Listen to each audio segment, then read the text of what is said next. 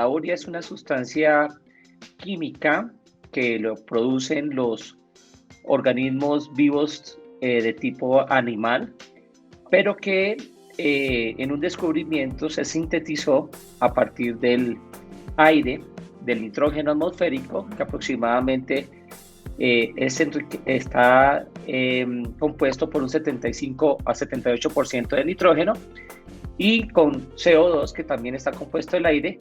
Esos dos componentes son los que forman la urea, que es una amida, dos moléculas de amida y una molécula de grupo carbonilo. Entonces eso hace que se forme la molécula de urea. Como les dije, es una sustancia que sintetiza los organismos del reino animal, los humanos, los animales, y se sintetizó para poder tener una fuente de nitrógeno de rápida asimilación, tanto para los animales como también para las plantas. Hoy en día la urea se usa aproximadamente un 90% de la urea que se fabrica en el mundo es para los fertilizantes y el otro 10% es para otros usos a nivel de farmacéutica y a nivel de consumo animal.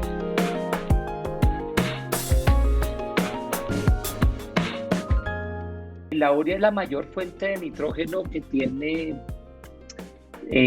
aportan los fertilizantes. Los fertilizantes son sustancias orgánicas o inorgánicas que aportan nutrientes esenciales para el crecimiento y desarrollo de los cultivos, para la producción de las cosechas.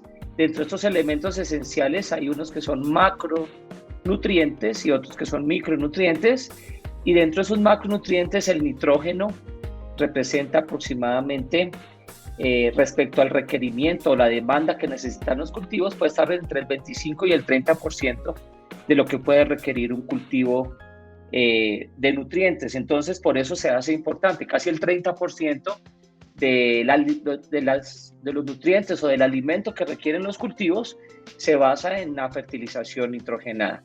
Lógicamente, la fertilización debe ser bajo una condición de balance nutricional, donde involucren otros nutrientes, pero el nitrógeno representa ese 30%. Por eso es importante. A nivel ya de su respuesta, ¿cuál es el ciclo del nitrógeno y en sí el ciclo de la urea? Porque la urea es una fuente de ese nitrógeno. Empieza pues con la absorción a través de la raíz. Una vez se absorbe a través de la raíz, pasa a formas dentro del suelo, puede pasar a formas de nitrato o de amonio, y eso pasa a formas dentro de la planta, a formas de aminoácidos y finalmente a proteínas. Recordemos que las proteínas dentro de las plantas pues son las que favorecen el crecimiento y el desarrollo de los cultivos. Y para traducirlo más a la relación que hay con la producción de cosechas, pues es fundamental, por ejemplo, para la producción de cereales, para la producción de tubérculos, para la producción de antioxidantes, por ejemplo, en café. Es fundamental la producción de biomasa verde vegetal que hay en las plantas. Si no hay nitrógeno, estos órganos no crecen adecuadamente.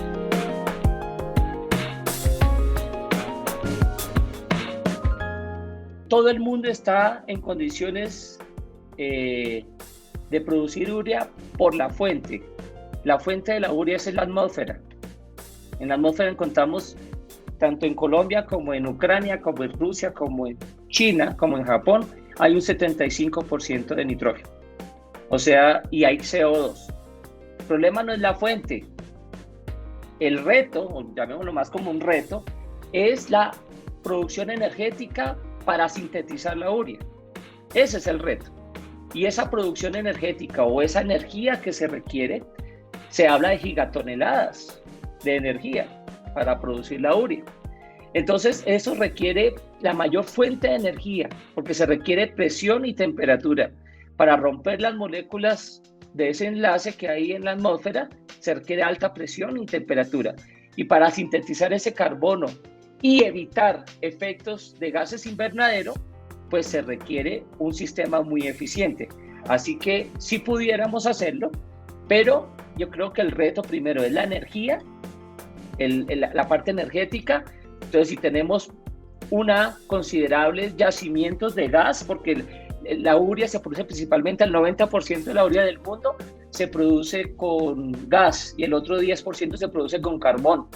Entonces, si podemos tener esas fuentes, bueno, en Colombia las tenemos, no tengo los detalles de si podemos tener la cantidad, pero creemos que podamos tenerlo. Si superamos eso, en Colombia tenemos gas y carbón, pudiéramos producir urea. ¿Cuál es el segundo reto para producir urea? El segundo reto es el reto tecnológico. La operación de la infraestructura de las maquinarias y de la parte técnica y tecnológica que se requiere para poder producir este fertilizante, porque se requiere producir en grandes cantidades. Como les dije, Colombia necesita 400.000 toneladas de urea, pero una planta con 400.000 toneladas no es eficiente para tener una planta de urea. Necesitamos exportar, además de lo nacional, poder exportar. Que hay mercado, claro que hay mercado, pero lo más importante es que entre más volumen se produzca, más eficiente va a ser la planta. Si tenemos una planta de baja producción, no va a ser tan eficiente, y eso es lo que ha pasado en Colombia.